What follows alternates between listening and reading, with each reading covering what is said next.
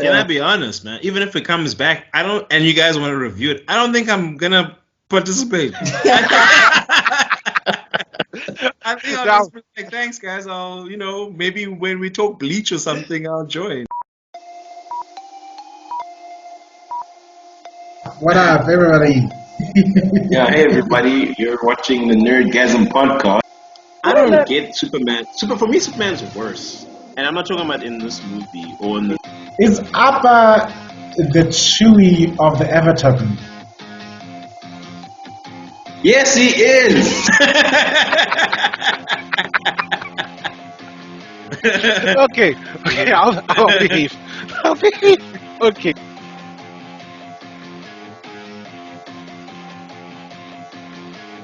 Hey, what's up, you guys? Welcome to another episode of the Nerdgasm podcast. With my wonderful co-hosts here, we are going to do a MCU tier list. Am I correct? Yeah, boom. And we are going to recover from the drama that was last week. But before that, you know what? Let's just cut straight to the chase because we've been repressing back. It's time for our release. This is like we've been teasing ourselves too much. Let's go into the Ahsoka review. Disclaimer: the strike is over. They're getting paid. No disclaimer. Now let's talk. Oh, so like everything's sorted. The writers. But I think it's just the writers, right? It's just the writers. So the actors still have to strike us. Yeah. Give strike. More power to you, but if they've given to the writers, then they have to give to everyone. That's the thing. Like whenever you hear these reparation talks online, and you're just like, China wants their stuff back. You know, Britain is sweating because they're just like, we're not going to have a museum. Yeah, it's China. Look, you're waiting for them to give one thing back, then Africa is gonna go like, Boti, you see those jewels. No, jewels, diamonds, minerals, all the iPhones, want all of it back. You know?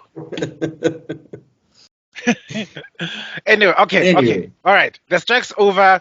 Pay your writers. We are by no means endorsing the corporate slugs that are sitting on top of the food chain. I hope they've suffered entirely for all the strikes and they've learned a lesson. Anyway, before you come for my laptop like you did last week.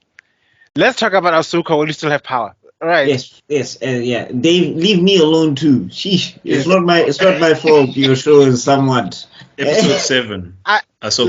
Let me tell you something. Of all the episodes I've watched, I hate this one the most.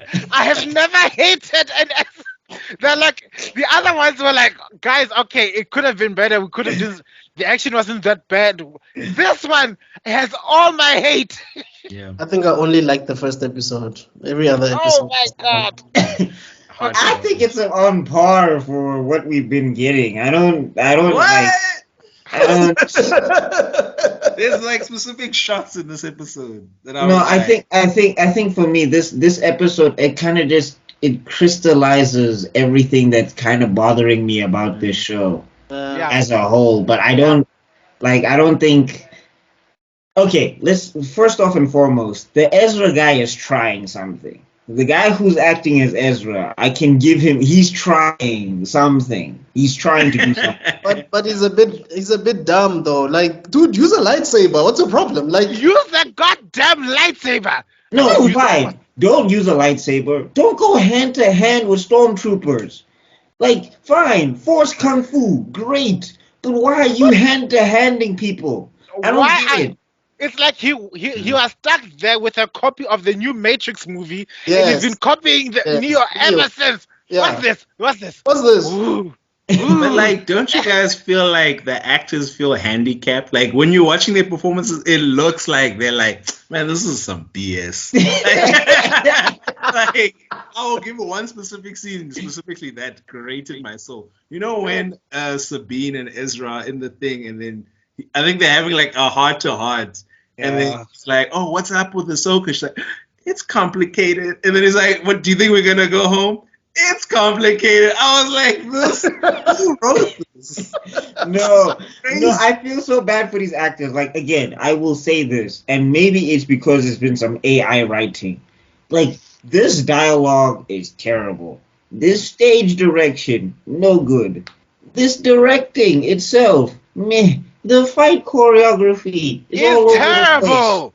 And the other thing is Sabine a Jedi? Stop it. Yes or no? Because now she can sense Ahsoka in the ether and the spirit. Is she a Mandalorian? What the? Okay. Ezra's like, what's going on? Are you okay? What I almost punched the computer. Oh my God! It's like, Ezra, you are a Jedi. You should know. Yes. Yeah. And here's the other thing that infuriates me about Ezra. Here's the other thing that infuriates, and I think it infuriates me about everybody in this show, with those three characters specifically. Nobody's acting like this is a terrible situation. Yes. No one is acting like this is dire, like something is happening. Like I let it go the first time, but Ezra should have put foot to pedal. He should have been like, "How the hell are you here? Yeah. What the hell happened?" And like, why are you avoiding my questions? Like, No. Home is one thing. Home is one thing because according to the thing that I watched, he sacrificed himself to stop Thrawn. Yeah. So fine, maybe he was already resigned to the fact he's not going home. How did you find me? What the hell does that mean? And yeah. is it all for nothing? It's how did you find me? Why did you find me in the Right. first place? I kept Thrawn out of the war for a reason. Right. Now my sacrifice is for nothing. People are forgetting that. I can't deal with that. I cannot. what was that meme? What was that meme you sent to the group? How did you find me? Yeah. I followed the stench of utter betrayal. How funny is it when when Ahsoka arrives and then Sabine's like, Ahsoka, you're alive. You know what is the cringiest moment ever? Oh my God. When Ahsoka's like, "Are you kidding?" And miss this reunion? Like, dude, she's so there's no emotion. Like, No, but the other thing is, why is Ahsoka just acting like everything is normal? This is insane. You are in a new galaxy. The other thing. Okay, sorry. Go ahead. I'll go after. I'll go after what you say. Look, there are things that are not being addressed. How are you gonna get home? Your ride ditched you.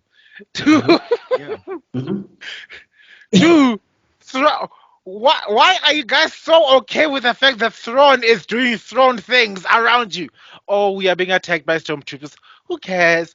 Oh, we are being chased by a squadron of fighters. I'll drop off the only competent fighter I've got to go fight with the Jedis and leave a droid to go do space things. Yeah. No, here's the other thing. She was fated to make this choice. What? Yeah. Wait. How? You literally spurned a whole galactic empire council. You literally made your friend fly across the galaxy to come fetch you and take her son into a dangerous war zone and all of these things just to make sure you stop this blue ice cream painted dude from coming back and causing things in the galaxy. And now when he's about to leave and do the things that you know he does, you're just like, it's so good and never miss this reunion. What?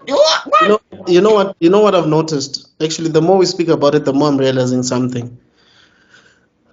Ahsoka is like Qui-Gon and Anakin. They don't follow rules. They don't see danger when they're supposed to see it. They ignore the obvious. Like, you're trying to say you want to help someone who's trying to kill you right now. Like, what's your problem? But they don't even feel like that. They feel unreal. The only character that had a semblance of intelligence in this entire episode was Thrawn. The moment he had, Ahsoka was trained by who? Yeah. Oh shit. Yes. Okay, we need to change this now. We're gonna have to do this because, if she's anything like Anakin, she's definitely gonna survive. Yeah, But for me, no, please, Thrawn was the best character in this episode. For me, I think he's the only character in this episode. Yeah. The thing is, like, this stuff is written for Thrawn. Like, that's why I feel like there's such an AI hand here. That's why I feel like there's such an AI hand here. Because if you look at how everybody does their delivery, if you look at how everybody's acting and all of those things, in Ezra aside, who's trying, but like again, the material's not helping, and I'm sure the directing is not helping. This thing is catered for a character like Thrawn. Yeah. This dialogue is catered for a character like Thrawn. This stage direction, all of those things. Balon Skull is trying too hard to sound wise. He's trailering. He's trailering hard again. He was like, I have other things that I need to do. But look, I've got better things to do than worry about this. What? Hey, what is it? Even Thrawn was like, where's Balon? Like, hey guys, watching the discourse online though. Not to go on too much of a tangent, but have you been watching how everybody's like, yo, does Balon survive? What happened with Balon now that he's gone? And all of us in Recast T'Challa are like, what does happen with Balon? Yeah. What does happen indeed? Is he going to die off screen? To random disease? If it's like the Mandalorian, they're definitely gonna say, oh, and he died, because remember what happened to that lady? What, Gina Carano? No, they said her character's still alive. They just decided they don't know what to do with it. Because of her transphobic statements. Yeah, but they figuring out, like, the character hasn't been killed off completely. She's somewhere in the universe. You think I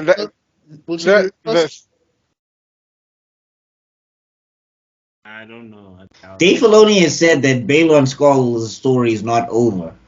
No, so I was talking about Gina Carano.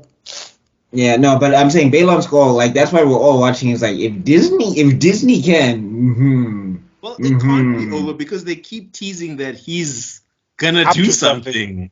He's like, he's like, you know, in Young Justice, whenever Vandal Savage appears, he's like the light. He's like, oh, don't worry, it's all within the plans of the light. And I'm like, what is according to the plan of the light? Didn't he say something like? Didn't he tell his Padawan something like, your rush to battle? How did you say? Your ambition is leading you to this outcome. Mine is leading me to a different one. Yes. I was like, what are you saying, dude? He's trailering. No, I just want to know, are they gonna? Because I'm just saying, if they recast.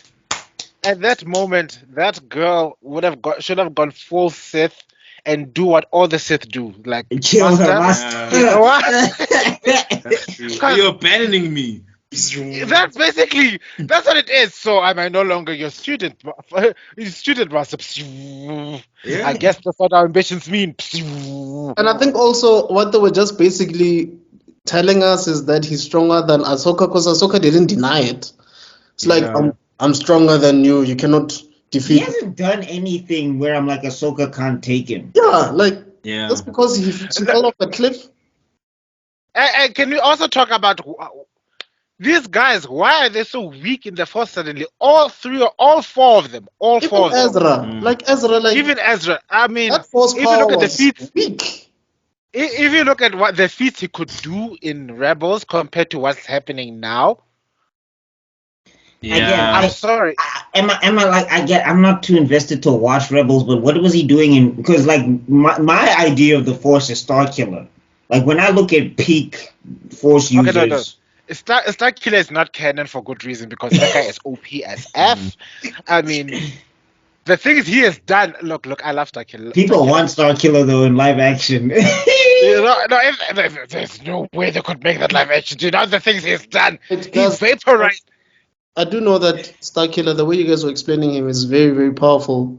But didn't they show Obi-Wan to have like a similar thing with? That's what I was getting to. Like Obi-Wan's feats in the Obi-Wan parody seem to be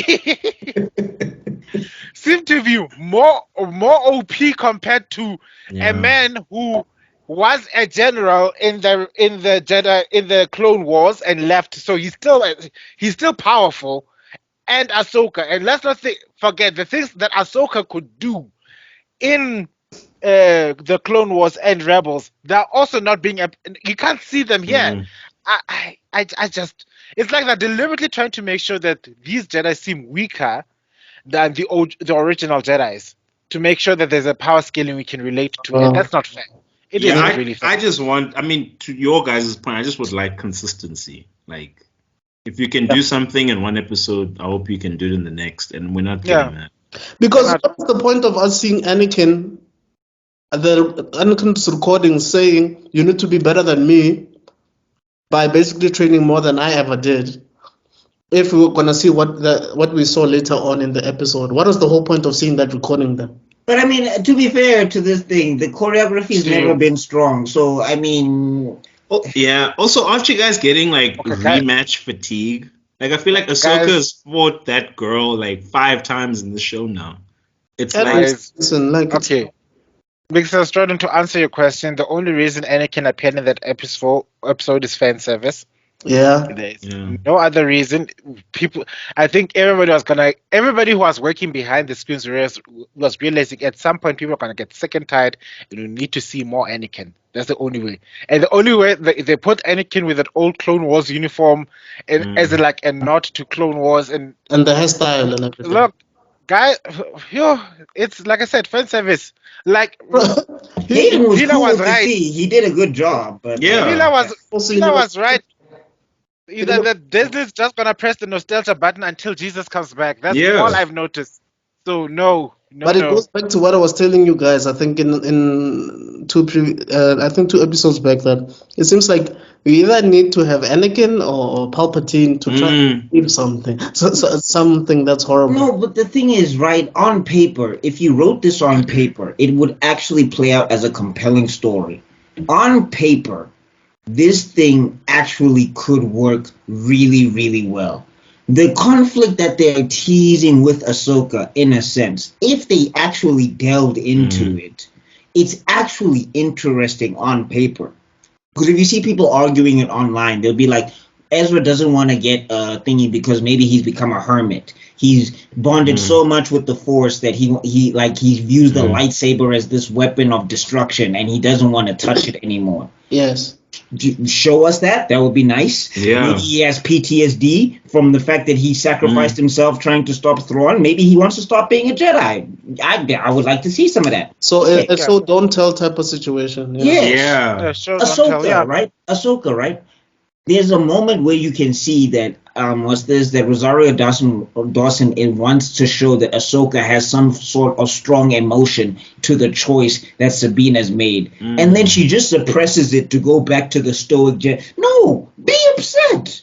Like, you told this girl specifically that the map needs to get destroyed because she knows Thrawn. Sabine has also fought Thrawn, so she understands how big of a threat Thrawn is. Be upset. It's fine.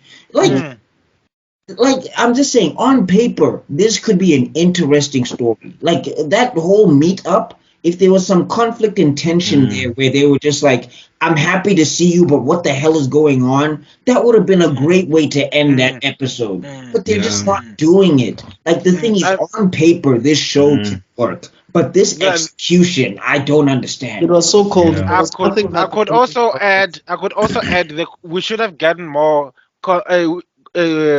counter training from Balon. What's his name again? Balon Skull. Yeah, Balon Skull. We should have got him trying to like indoctrinate Sabine as well, because it did give that vibe of I'll be a better master than your master now. So I would have also given time to let me tell you the truth of what's the Jedi Order is. Well, I would have also liked to flesh out his character. I want to know him. You made him so interesting in that hallway scene that the last time we saw the hallway scene was with either Luke or Vader. Now we've got this character, badass intro, no depth. And it's kind of frustrating because I want to know what are your plans. Ray is bringing in such a strong performance. You're like, yes, talk to us, Balon. This is why people are like, they have to recast this character, because they're just like, you can't stop here. Like, this can't be it. It's so hard to connect to the show emotionally, man, because it literally just feels like empty. It's just like action figures, and then they're just moving through space. And then they're like, okay, now they fight. They need to get someone who is either in Game of Thrones or just a strong British actor who has... Well, they don't even need to go that far. They just need to... No, this is not hard. This is not hard. They did Rogue One. You got Rogue One right. How did you get Rogue One right? You made a decent, compelling story. And even though the Rogue One was a retcon to explain the big hole inside the Death Star, you took such a simple thing and made such an awesome story out of it. Just do that. We are not asking. It's not a hard thing. We're not asking for something. No, again, my thing is, right, I think the thing that frustrates me the most is that, like I said before, on paper, if you wrote this out and it was in a novel and you had to just read what was happening, it might look interesting. Like the stuff in your head that you'd be imagining would look a lot better.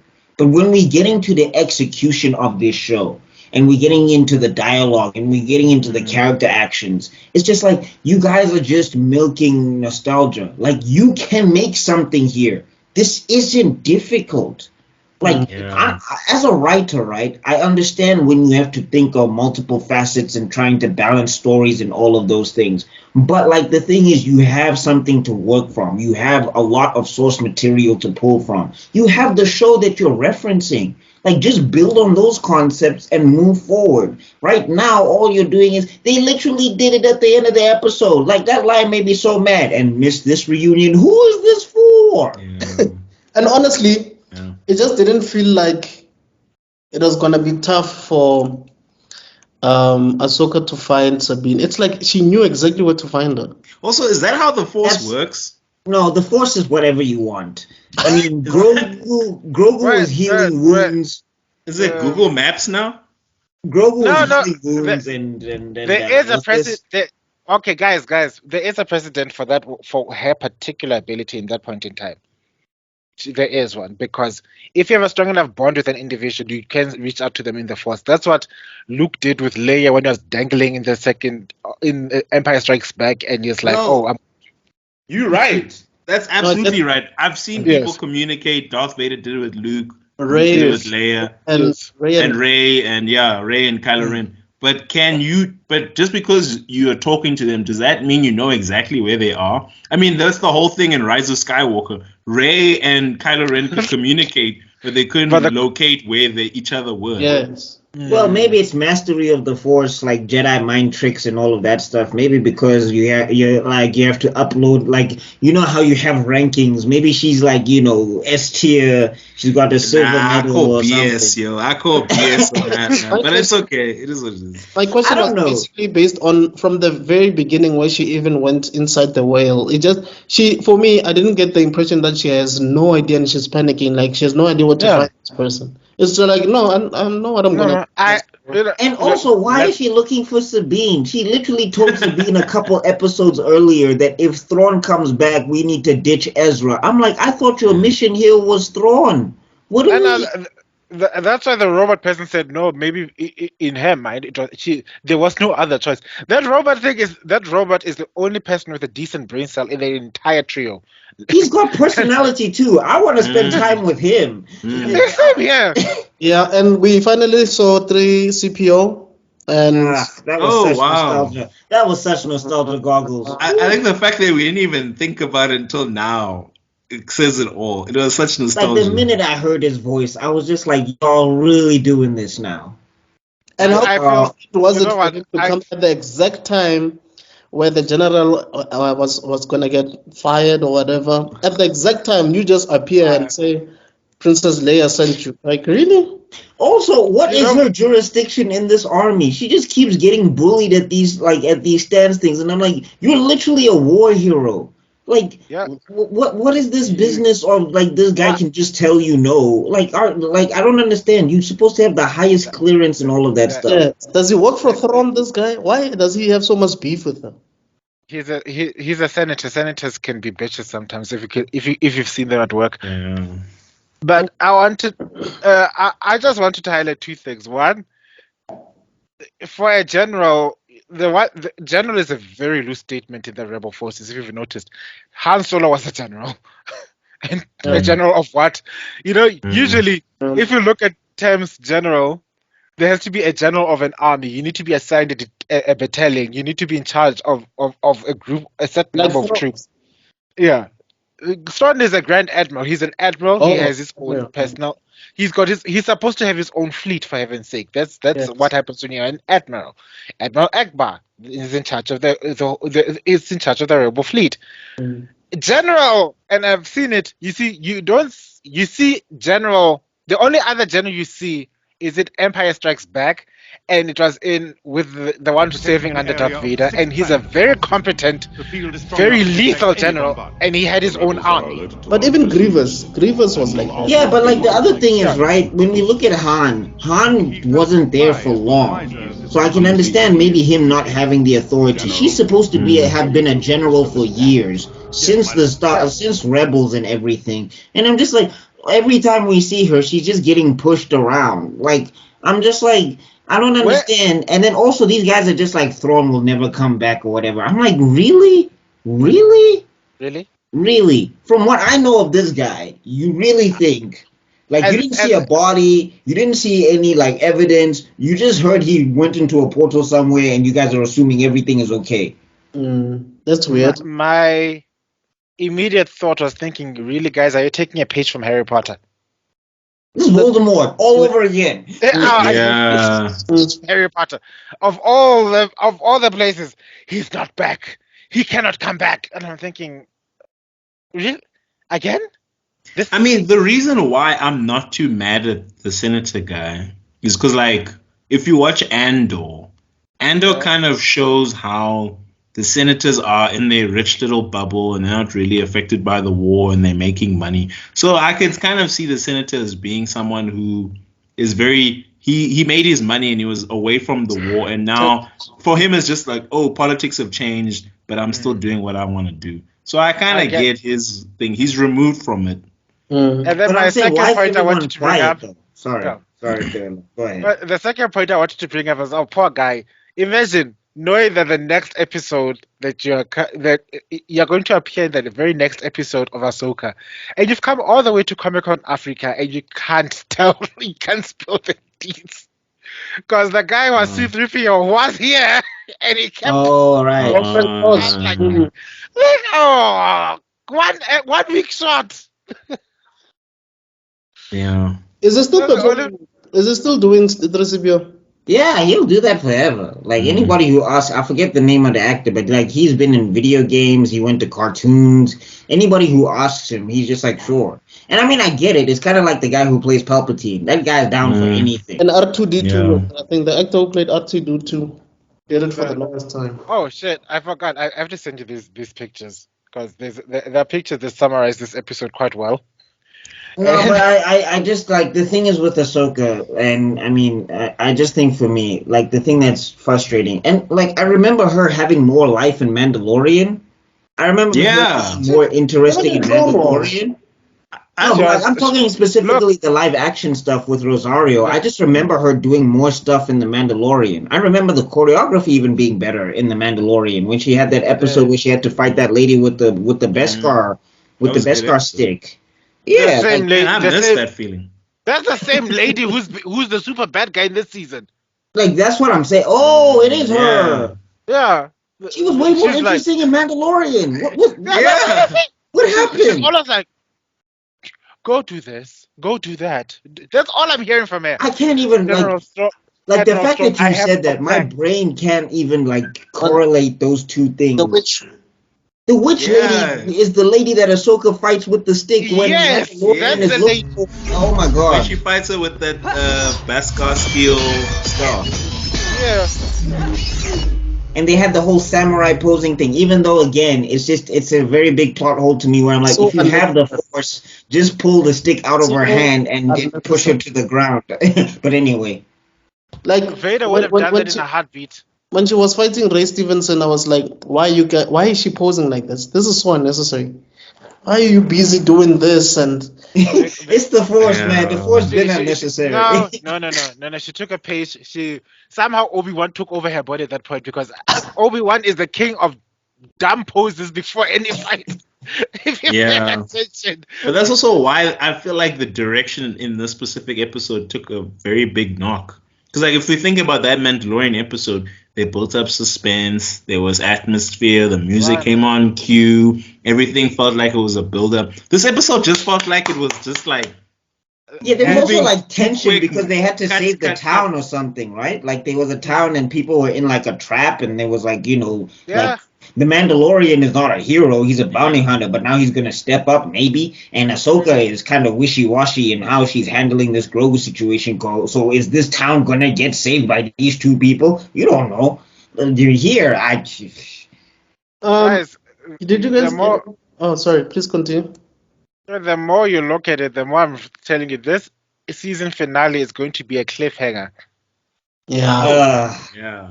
That's the only way Yeah. this season makes sense. It's gonna end on a cliffhanger. They're going to be stranded in the other side of the universe, and then the season is never gonna get picked up because of the terrible reviews. Of the That's bad all. ratings. Can I Yeah. be honest, man? Even if it comes back, I don't. And you guys want to review it, I don't think I'm gonna participate. I think I'll Now, just be like, thanks, guys. I'll, maybe when we talk Bleach or something, I'll join. But like, I'm it- okay. Did you guys get You're a Phantom? terrible reviewer, Pillar. You're Yeah. supposed to watch Slog. You're supposed to review the Slog. This is not That's- worth it.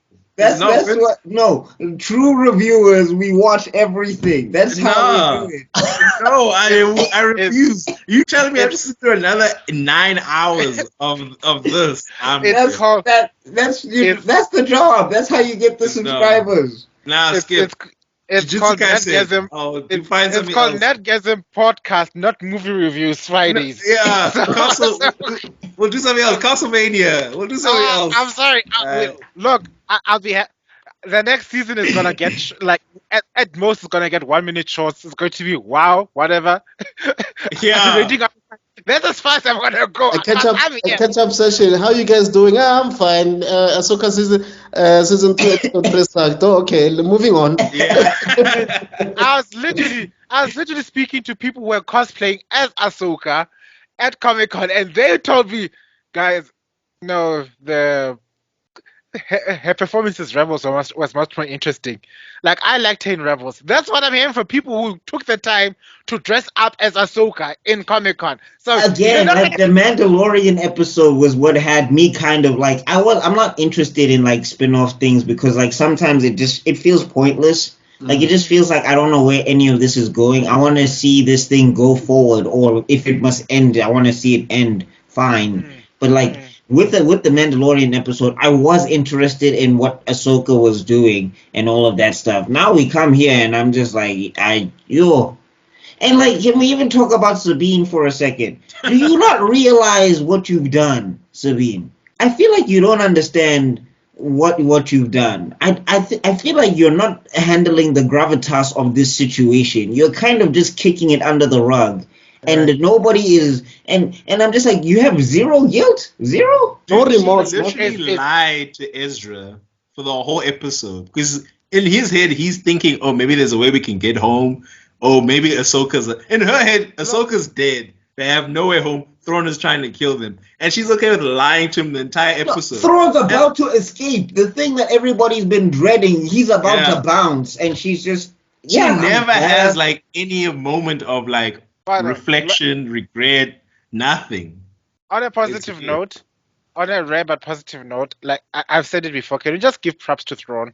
Because this whole episode, he's been a man with a plan. It's like, He's the best person, he's likely alive. We need someone to check them. The witches are the best people who can do it. Witches? I mean, the other lady, she's standing there gawking at this man because of how pragmatic yet also efficient he is. It's like, all I'm seeing here is that we lost. It's like, girl, after spending this much time with me, can't you see that I'm thinking of the big game?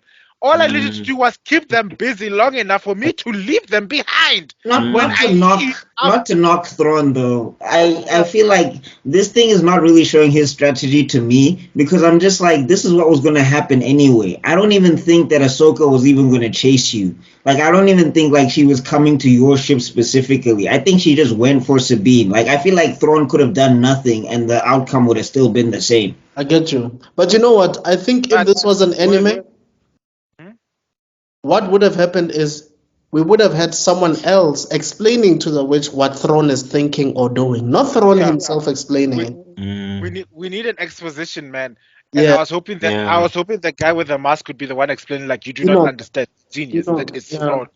Yeah. No, I mean, Thrawn giving exposition, I don't think is bad. I just feel like the story's trying to tell me that he's smart, and I get that. But I'm just like, these characters are not making this difficult for Thrawn. Like, these characters aren't making it such that he has to play 3D chess. They're literally just doing the things so that Thrawn can get out. It feels like the writing is just saying, yeah, Thrawn is smart, but like he's just gonna leave. And I'm just like, he didn't work for this. Right now, to me. Okay, sorry. Also, the most stupidest part of this episode that we nobody's touched on is, for a man who says he's got limited resources, how on earth did he have so many mines floating in space? Yeah. That he positioned perfectly for the guy. Are you broke or not? Just call a thing a thing. Stop pretending that you don't have resources when you've got like mines for days. Oh God, no. I think also, I feel like, to me, when I was watching it, it just feels like Thrawn is not at all intimidated by any of these people. At all. Like he's playing with children, bro. Yeah, he's playing with them. It's just if there's one thing I would have liked to have learned from Thrawn, is because yes, he took an L from Ezra. So yeah, that's the other thing I need to ask. You were in the ship with Ezra when he launched you into exile. Are you telling me after that you just decided, you know what, I'm tired, just go? Oh God, okay, now in the middle of it, I would have killed him, or at least tried to. Yeah. Shouldn't you go yourself and kill this guy yourself instead of sending bandits or whatever? But that's the thing. There's no urgency. Capture him, or capture them and mind probe him so that he can get the things to take you back. He's your only ticket out of there, as far as you know, up until you met those witches. But until then, it was. I mean, Ezra had to suggest to be kidnapped. Imagine. I know it was a joke, but still, he's like, "How about you kidnap us?" Like. And the other thing that I'm saying is that how strong is Ezra supposed to be? I thought he was supposed to be like the best of the best or whatever at this point. And I'm just like, these stormtroopers are handling you, my guy. And then also, like, to add to your guys, like the thing that was the counter to that statement on Twitter, where I was just like, this is where the writing is undercutting itself. Everybody's trying to explain that, and I hate when shows do this, when they depend on fans to explain their nonsense. Dragon Ball Super did this a lot. S-Cells came from fans. That tingly back situation, that was a fan explanation. Akira Toriyama just took that and was like, yeah, here you go. Yeah. And it's just like, no. But anyway, getting back evil Popo. But anyway, getting back to what's this with this thing with Ezra, right? Fans are like, no, he's had a lot of PTSD. He doesn't want to grab this weapon of destruction, yada yada yada. No, does he not 5 minutes later grab a blaster and start blasting stormtroopers? Yes. And also, so then it's just like, which one are you, Chief? If you can do this, grab the lightsaber. You're obviously way more qualified. Sabine said something also. She said, don't they have weapons? It's like, no, they are peaceful people. It's like, yeah, they're peaceful, but shouldn't they protect? No, but the other thing is, when you say peaceful, that doesn't make sense. Thrawn is in your backyard. You guys should be war veterans at this point. Forget Thrawn. There are those wild raiders that are busy going around. And they're a legitimate threat on the surface of the planet. Thrawn, it does imply that he was basically gallivanting somewhere off-world, and then he came to the planet when these people arrived. Fine then. It doesn't make sense. It doesn't make sense, but sort of fine. But you've still got these wild people who go around attacking you for no good reason. And the more I think about it, the more I'm going to give myself an aneurysm. Why are they even bounty hunters in the first place? What are they attacking you for? And what do they get? Who's paying them? When Sabine met them, they were in hiding. They were pretending to be rocks. Why? If you're so peaceful, why are you pretending to be rocks? Why are you in hiding? Can I ask you guys a question? Yeah. What was your Nandato moment? Like, Nani? Like the moment in the episode where you're like, this show makes no sense. Nothing this is garbage. Like, what was that one moment in this episode? For me, it was Ezra fighting a Jedi or a Sith with a lightsaber using his bare hands. I was like, you know what? No, you know what it is for me? You know what it is for me? Specifically the line by Ahsoka. Miss this reunion for the what was it? What was it? Miss this reunion. That's when I was just like, no. Like, okay, she was smiling, but that smile was no, but that's the thing that makes it worse. I'm like, this is a bad situation. This is the very situation you lectured Sabine about 3 episodes ago. Like, why are the writers pretending like 3 episodes ago that didn't happen? Where she suggested to Sabine that if Thrawn comes back, we're gonna have to ditch your boyfriend. But now we're in the situation. Thrawn's about to jet. They don't know where Thrawn is, and she's just like, miss this reunion for what? So, what? Okay. Do you want me to give you my honest opinion? Yeah, please. Okay. I'm talking about this episode specifically. I'm gonna talk about the whole season because this episode. This episode specifically, I dipped the moment C-3PO walked in. Wow. Yeah. That the moment I had them walk there and like, how convenient! Oh my god! What? Yeah. What a convenient plot point. I don't mind conveniences personally. I'm not gonna listen to a droid, and the other droid is like, it's like, and never mind the fact that Chopper is basically a war criminal. That droid is supposed to be on trial. You know how many licenses? Oh my god! It just so happens that it took Imperial lives. With any other droid, that thing would have been decommissioned years ago. Can't let me friends. You can tell that droid has some serious anger issues, guys. Real Rebel fans know. They know, and they know that they know, and they cannot come after me because of what I'm saying. They know, and they know. But that aside, the fact that he says I can't listen to that droid of all the droids, that droid in particular, that belongs to Leia Organa. Are you telling me you're not going to listen to that droid? I'm sorry. Leia Organa, the person who helped fell like the first the first Republic and all of that stuff. That war hero, you're not gonna listen to her if she sends an emissary. Wait, the droid you were referring to, are you talking about 3CPO? Yeah. He belongs to Leia. You were talking about that other droid. No, not that other one. Chopper is a rebel. He belongs to the rebels, guys. It belongs to the general. But I'll fill you in after with the things that droid has done, because it's crazy. It's actually so bad. It's hilarious. But you're right. 3CPO has committed atrocities for years. No, C-3PO hasn't. Has he? What atrocities has he committed? I can't think of anything. Yeah. Well, I guess I'm trying to think of the prequels. In the prequels, yes, but his mind was wiped. So the only one I can think of is R2. R2 is the best man of keeping secrets in his entire life. The moment he had Luke Skywalker and he didn't freak out. Yeah. Because he was there at the birth. That's the worst part. No, but their memories were wiped. Don't you remember? No, they had. He said, have the protocol droid's mind wiped. Yes. The protocol droid is C-3PO. Oh, yeah, R2-D2. He didn't say it's an astromech. He didn't say both. He didn't say both. Oh. Wow.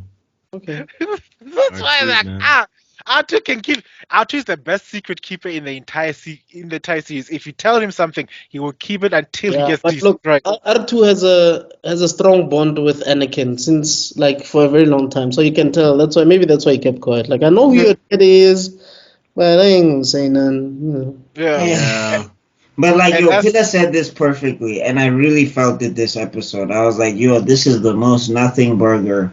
It is a nothing burger. But Pila has been saying this since episode 1, bro. I had hope. I gave it a chance. I really wanted to give this a chance because I'm just like, I can see these actors are trying to do something. Even the actress for Sabine Wren, she's trying to do something. But this dialogue and this direction, it's just like, bro, the actors want to be there. Whoever writing this thing doesn't want to be there. Yeah. Let me tell you something. Prentice is trying to do something, but let me tell you something. The writer for this show is the biggest ally of the writer's strike I have ever seen in my entire life. He went He Yeah. bent over backwards to make the most mediocre performance that made Disney go crawling back to, Yeah. to the writers and say, guys, please come back. The biggest FU, bro. If Season. this wasn't AI, that writer is the biggest double agent I've ever seen. It's like, oh, sure, I'll write for you. Don't worry. I'll betray my people. And then when he went there, he's like, he was busy typing to the union. Day one, I would have infiltrated. I've infiltrated Filoni's office and pretended contenting his files. Mission in progress. Do you guys have any?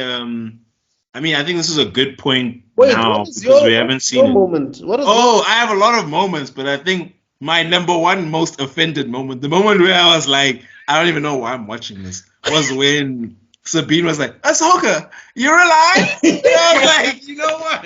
Girl, you just felt her. This is when I was like, you know what? This show doesn't deserve me. I am better than this. I still feel like the biggest offender was the fact that when Ahsoka landed and then she's like, and missed this reunion. I'm just like, who is that for? Like, that's such so nostalgic because I'm just like, one of you has to act like this is a bad situation. And Ahsoka, you know everything. Like, you know everything. Like, that's one like, of you. One of the three of you has to wake up and smell the coffee. Accept the situation for how dire it actually is. Realize that you're utterly screwed. Your taxi home is gone. Every time I'm thinking, it's like, okay, it's cool you found it and all. How are you getting home? Especially Ezra. Like, you guys have, because like I haven't watched Rebels, but you've specifically said, Tebello, that Ezra knew the threat of Thrawn and he sacrificed himself. So this whole thing of him being so nonchalant and not giving a crap is actually annoying me. I feel like it's destroying his character. No, it's destroying all three of them. Sabine, Ezra, and Ahsoka. Because I'm like, Ahsoka, you've made this a big deal for 6 episodes. You've made Thrawn a big deal. Yeah. And also, like, the thing that's hurting it is that the fact that they're reacting so nonchalantly to this, it's making Thrawn seem like less of a threat to me in my mind for a guy who doesn't know what Thrawn is. Because it's just like, you guys are not treating him like when Vader lands, people shake. Like, even in Obi-Wan, when Vader went to that village, people were hiding in their houses. Like, people were scared to move. Yeah. Some people were even scared to run and whatever. Like, if I could put this in context, it's like, imagine if Thanos was trying to get the Infinity Stones, and Iron Man knew this, and he was just like, well, let's just chill. No, you know what I mean? No, imagine after they heard that he whooped the Hulk, and everybody's just like, It's like, what? And then Bruce, who just lost, is like, whatever, it is what it is. It is what it is. I love you. And Bruce would be the one like saying, aren't you worried about the situation? And they're like, and miss this reunion and hug Iron Man. What is going? That's why I like this show. Nothing. Like even the Thrawn actor, dog, he's doing his job, but like this writing now, it's making me look like I'm looking at Thrawn like, are you the big deal that everybody says you are? Because these people are just, they don't seem scared. Nobody actually seems scared. You know what would have been interesting? Seeing Ray Stevenson, Thrawn, Ray Stevenson's apprentice, and Ezra in a show without Sabine, without Ahsoka. I think that might have been interesting because we're not getting anything from Ray Stevenson, so we needed that. We need more of Thrawn, and we need to understand what the hell this apprentice is thinking, or why Ray Stevenson keeps on saying whatever he's saying to her, and also just understanding where Ezra is and why everybody's looking for him and why he decided to be the way he is as a hermit or whatever he is. I think that would have been more interesting. I don't know. I don't think so. I think it would have been boring to watch Ezra run around a rock planet for 7 episodes. I think, again, the configuration of this show, the concept of this show is not bad. I don't think that it's a bad idea. I just think that the execution is just terrible. Like, And also, the other thing is that Star Wars has been bad for so long that anybody's accepting anything. Yeah. Like the way people are praising these episodes. Like I saw some reviewers, right? Double Toasted. These dudes are hella critical. Hella critical, right? Yes. Now, the way they're talking about Ahsoka, I'm just like, yo, Star Wars must have been bad for eons because you guys are letting a lot of stuff slide. Yeah. Like, Exactly. Those guys are usually objective when it comes to a lot of things. But I was listening to these people give such positive reviews to each Ahsoka episode, and I'm thinking, are we watching the same show? It's like, the standards are low. It's probably going back to what Pila said, that maybe some of these people are paid to say Yeah, I do believe that. I do believe No, that. some of that can be true. Some of that can be true, but like I think also it's like the sequel trilogy was just a flop. It fell flat on its face. Then Book of Boba Fett, no good. Mandalorian season 3, also no good. A Bad Batch was Obi-Wan. okay. Obi-Wan was mixed as hell. Like the Obi-Wan stuff was interesting and good. Pila, I know. To some point. I know Obi-Wan is your favorite manslayer, and you're not but I'm glad we didn't do a review about him because I swear to God, I would have. I think I'd have quit Star Wars because I think, fortunately, I was not at the right mind frame to do anything podcast related at that time. Because each time we watch it, I would message, "Did you watch it? Yeah. What did you think?" Yeah. That's all we used to say. And that's the thing, for me, Obi-Wan is my favorite character in all of Star Wars. So I haven't watched it yet. I was telling Pila that I need to watch it. So you guys are making me question. Here's the Don't thing. watch it. Here's the thing. If you like Obi, I don't think you should watch it. Don't watch like it. I think Guys, because here's the thing, right? With Obi-Wan, the problem is that if again, on paper, not a bad idea, but somehow in the office somewhere, somebody thought Obi-Wan's story is not interesting enough on its own. We need to add this new character, and it's just why? And then we need to have him fight Vader, and it's wait, why? Like, just make it the I don't think him fighting Vader is a bad idea, though. No, the reason why it's bad is because he already spared this guy once. Yeah, and how many times you have to spare him? Like I argued about. Remember before, like way back, even in the Star Wars podcast that you made back in dinosaur times, I said the one thing I'm scared of is if they redo that deal between Obi-Wan and Vader, it will invalidate the fight they had on the Death Star when Darth Vader tells us like at the last time we met, I was but the leader, but now I'm a master. So, but you've already met Darth Vader. Yeah. So you're the master twice? Please don't watch that show. Who said that line? Obi. Vader. Vader said it to Obi. In A New Hope. In A New Hope. Yeah. So no, I have a question for you guys. Sorry, Tebello, if you want to finish. No, please go ahead. Yeah, okay, I just wanted to. Yeah. I wanted to add one last thing regarding this whole mess that we just witnessed, is that oh my, ADHD brain, come back. We were talking about Obi-Wan, so Vader, Obi-Wan, new character, retconning. Yeah, the record Obi-Wan, it's very frustrating. But I wanted to add something in relation to this, is that the throne is like a watered down Palpatine. Yeah. Yeah. Yeah, and if you want to have there my thought finally came back. The only person who was taking this as quite a serious threat was that judge lady in the beginning of the episode. It's like, how serious is this threat? She is the only one or whatever. What was her name? Mothma, something like that. Yes. Who? Who? Who? You saying Star-Lord. Star-Lord. Who? I couldn't hear the name. Who? I can't remember her name, but she's Mothma. I believe her name is Mothma. It's Mon Mothma, I believe. Mon Mothma. Yeah, I just know her last name. She's in 2 other great Star Wars products. She's in Rogue One and she's in Andor. Whoa! Don't forget, she's also in Return of the Jedi. Yeah. She also do not forget. Yeah, true. Yeah. Put some respect on the Return of the Jedi. Hashtag Return of the Jedi is my favorite movie. I I like Return of the Jedi. I think Return of the Jedi is awesome. Yeah, it's cool. Luke is great in that. Ugh. How dare you? Return of the Jedi. You were my brother, Mr. Extrodin. I loved you.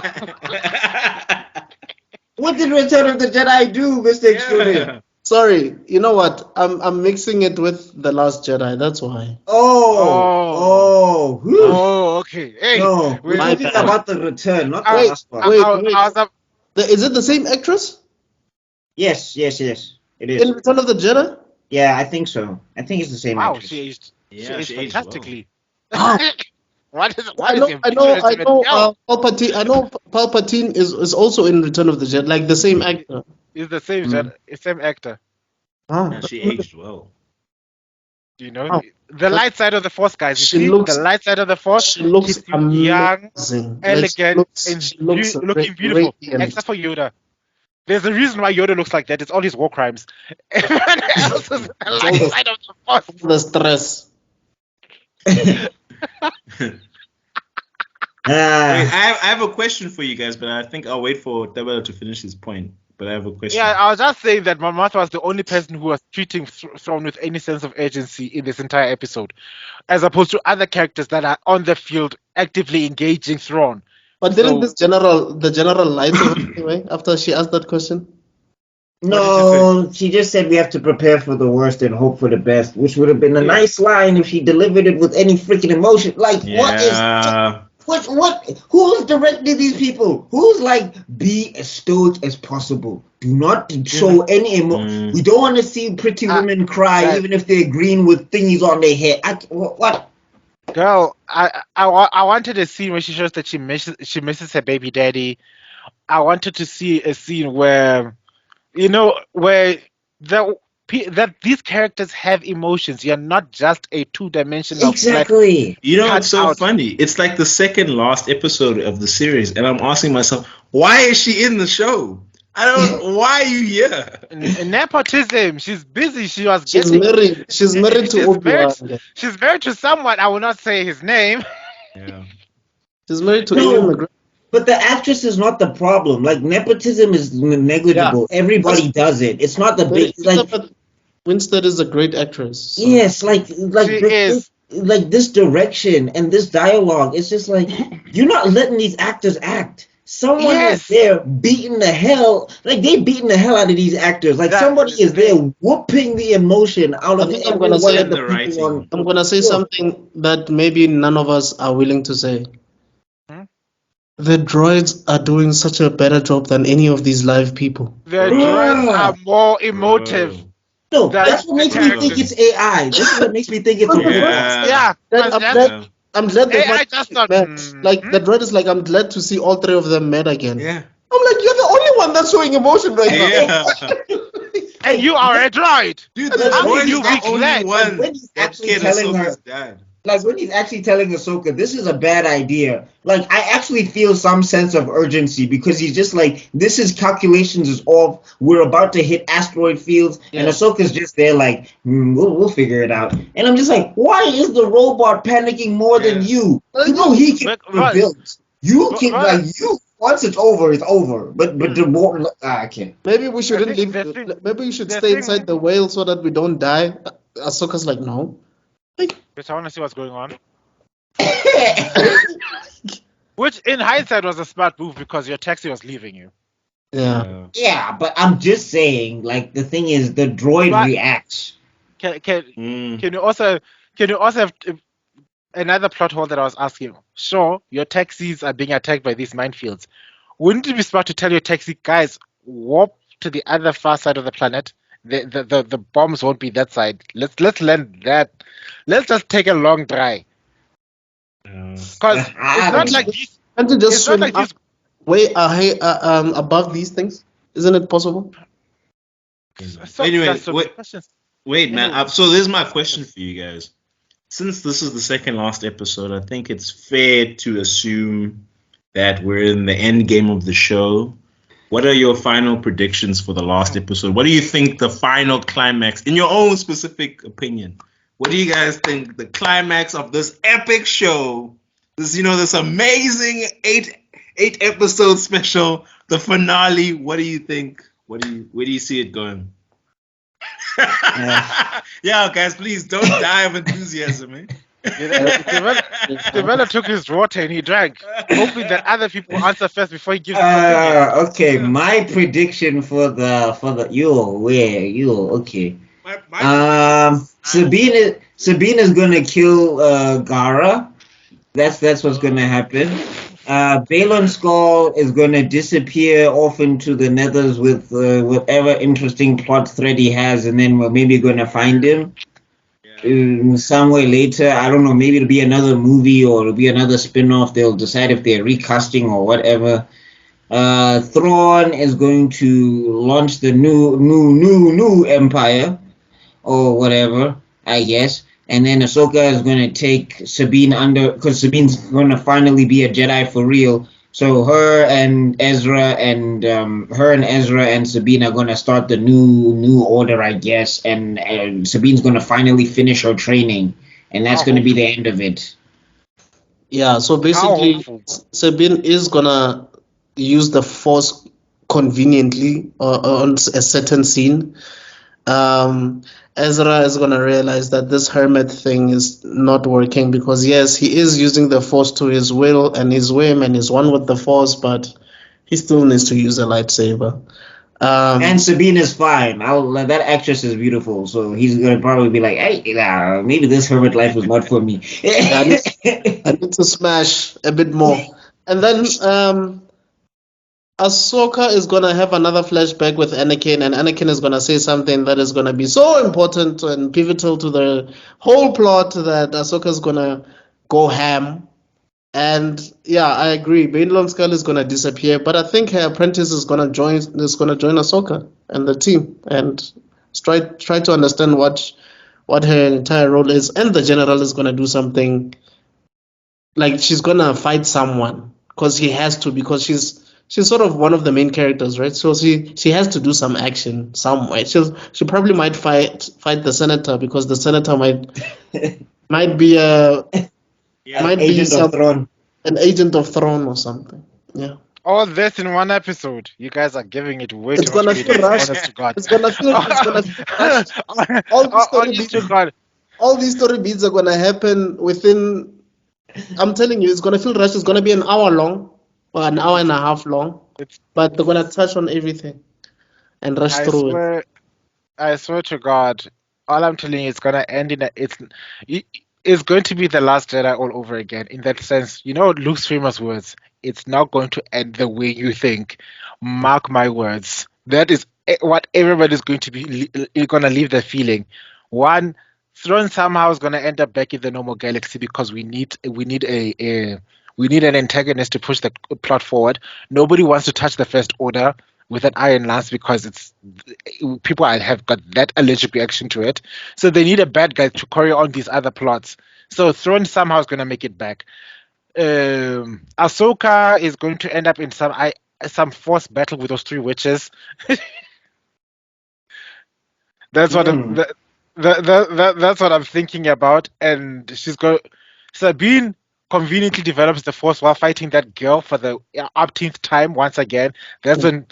And then I don't want to admit it, but it's most likely going to happen. And if it happens, I'm going to lose my mind. But that goth chick is most probably going to get tempted back into the light side of the Force, which means another dark side character gets redeemed again. Oh, God. Anyway. Wait, who's been redeemed before outside of Vader? Obi-Wan, that girl who got impaled by Vader and somehow survived.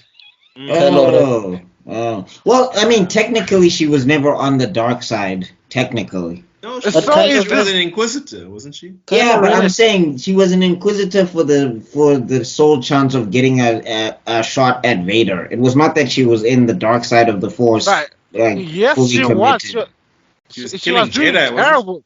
She was doing terrible things. Did you see what she did? She cut off a man's arm just for inconvenience. It's like, wow,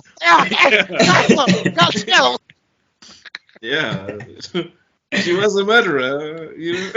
I'm saying they're all murderers, but I'm just saying, like, for me, when I think Sith, and I just think like they have a dedication to the dark side. Like that's what they live, eat, and breathe. And like for me, she was like using it to get something. It wasn't like because Vader's committed like it's a religion, and so is like Sidious, aka Palpatine. So it like with Reva, it felt like she was just trying to, take, like, she felt more, not that I'm saying it absolves her. It felt like she was more gray than she was like straight dark side. You see, that's the thing. That's one of the biggest retcons they've done with the new Disney movies. We've got Darksiders and then we've got Sith. There are only two Sith. There will only ever be two Sith. But people who use the dark side of the Force, we've got the Night Sisters. We've got these Dark Jedis. We've got the Inquisitors. They're all using the dark side of the Force. That's there's no gray area in that behavior. They're all using the Force in evil means, according to that writing. And this girl falls under one of them. She's being trained by this man to be a weapon, and now she finds, for some reason, in this last episode, she's going to fight against Sabine. Oh my God! She finally has the Force. She's kicking my ass, and then at the last minute, Let me help you. Yeah, let me help you. She finally takes her by the hand, something like that. Oh, she might take him by the hand. Pulls a 180 and kills Ezra. One of the two. And then Sabine goes Super Saiyan. Find out next time. No, but that would be so frustrating to find someone after so long, then they're just killed just like that. Like, what was the whole point of us watching? No, to risk Thrawn's escape for this character just to die off. Okay, I agree with you guys. Be a lesson. I think the final episode will definitely have a mixture of what all of you guys have said. I definitely think a lot of those story beats are going to happen. The only thing I do think will happen that you guys haven't mentioned, just a little extras, I think we'll get a cameo from someone else. Either Mando, Boba Fett, Bo-Katan, or even Luke Skywalker. You never know. I think maybe the big one is Bo. I think Bo is like the most likely to show up. Because Bo-Katan and Thrawn have that dynamic most. Yeah. So, I still think Anakin is gonna appear. Oh no, I definitely see that. In a flashback or something. Yeah. Some sweep the leg. It's gonna happen. It's gonna happen during that Force battle with his Night Sisters. They're busy fighting the Force, and Ahsoka's trapped, and then snips. I treat you better than this, Master. Yeah. If she fights the Night Sisters, that would be so anti. Why are you behaving like you're not a Jedi, Snips? What is this? What's happening? No, that's going to be so anticlimactic because we don't care about the Night Sisters. The Night Sisters are not even characters. They're just there. They're just there to point Thrawn in the right direction. But screw what I've said. I'm gonna stick to my guns, like I said last episode. It's gonna be the best episode ever, guys. as soon as Thrawn arrives, Moff Gideon and all his allies will just come with that fleet, and then you're gonna see another Thrawn. I agree. Because for better or for worse, this is the last episode of Ahsoka I will ever watch. This is it. Those are the pull. That's the pull quote. I thought we were trying to get on Disney's good side, Mr. I thought we were saying that it's about to be hype. We're about to see the best Force Kung Fu we've ever seen. Ezra's going to be spin kicking dudes with the Force. What's this? Ahsoka's going to be bringing the other chick to the light, and she's going to use her staff, light stuff, and whatever. She's going to glow white and everything. Thrawn is going to have the biggest ships we've ever seen, and he's going to be onto the galaxy, ready to take it over. And the heroes have to assemble to go and stop Thrawn, and then it's the end of the episode. And it even ends with the two fleets meeting. You just see as the fleets meet, and you just see Admiral Akbar just swiveling in his chair. Crafts reporting. He's gonna slide it like, beware of the traps. Thrawn is known for traps. And that's how it ends. And everyone's like, what happens next? That cliffhanger, and then people are you just see it to be Endgame all over again. People are just gonna go run just to see what happens. But you see, here's the thing that actors like. They say this a lot. They say that they do a lot of takes of one scene, right? Yeah. They don't know which one the director's gonna choose. Facts. And they also see the final product as we do sometimes. So I'm sure they know that they have stronger performances in some of these other takes that the director probably didn't choose. And like, why did he choose this scene? Why did he choose the part where I'm saying and miss this reunion instead of that moment when I was like, and miss this reunion? You know what I'm saying?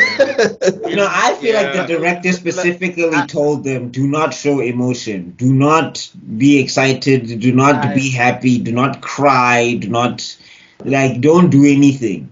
Just say these lines like it's a table reading. Darth Kennedy had them on a chokehold the entire season. They're like, can we breathe now? No. No emotion. But Lord Filoni said, You're lucky that Lord Filoni is not as forgiving as yes, I am. That's all I saw.